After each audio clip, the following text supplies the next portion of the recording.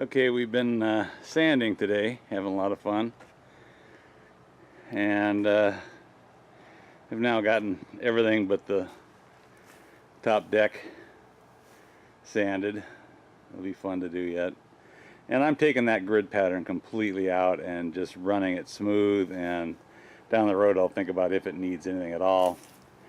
And then my front deck plate was peeling up or coming loose up here at the bow section, and decided that now is as good a time as any to get in and peel that thing back, see what was going on, and then reattach it. And as you can see here, I think the detail will show up, in the process of using the wide putty knives, it did get in and chop into the glass. You have no idea that that's happening as you're pounding your blade in, but I'm not too concerned. That's easy to repair, and I'll do the repair from the inside. Same happened up here.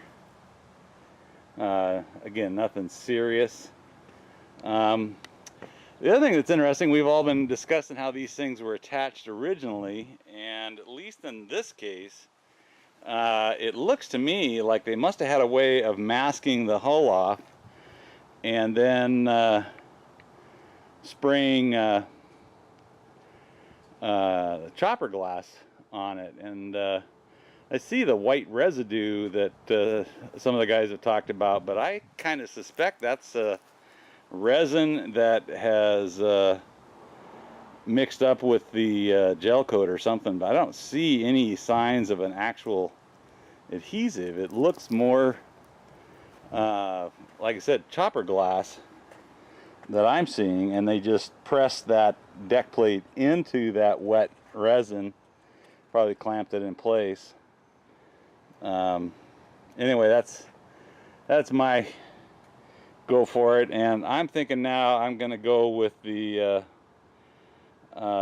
thickened epoxy, because this edge, even after being sanded, is not going to be all that smooth, and I'll certainly sand it a little bit more, but you don't get a lot of width there, so you need good attachment. It just means that in the future, once that thing's been adhered, the only way you're going to get that deck plate off is you're going to cut through it and then sort out a procedure for working on the hull through some new hole that you're going to saw. Because once you attach it with the epoxy, even thickened epoxy, it's a done deal. There's a lot of strength there. You're just not going to peel that up like we just did with this arrangement, which is kind of unfortunate, but I think the strength is helpful. Kind of got in here. I don't think this is going to show up, but I don't see any cracks in that forward side of the bulkhead, but I will get in with some bright lights and take a look at that.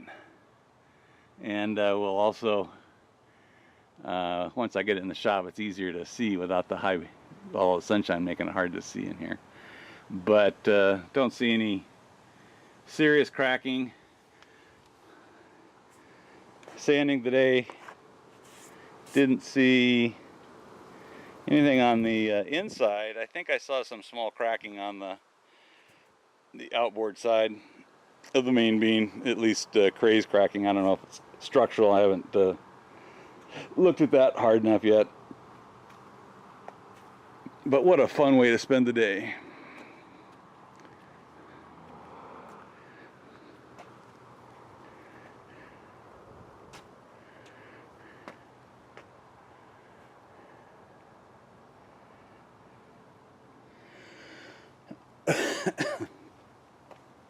The reason I can work on this right now is I have sprayed out my quart of jet gray on the beam and mast, and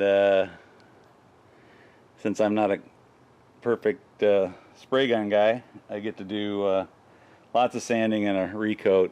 It just didn't come out quite like I needed it to, and I ran out of paint.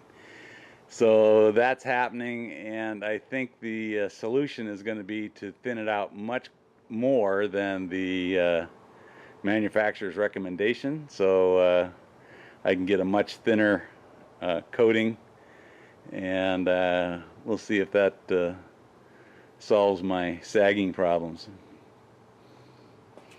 Because it sags well after you sprayed it. It's not like it's running off as you do it. It just, a few minutes later you go look at it, and the next thing you know you see sags, and not a good thing. I got several pieces that are good to go. Happy with that. So I'm narrowing it down, but the mast still needs work, and the beams and the boom, same drill. So more to come.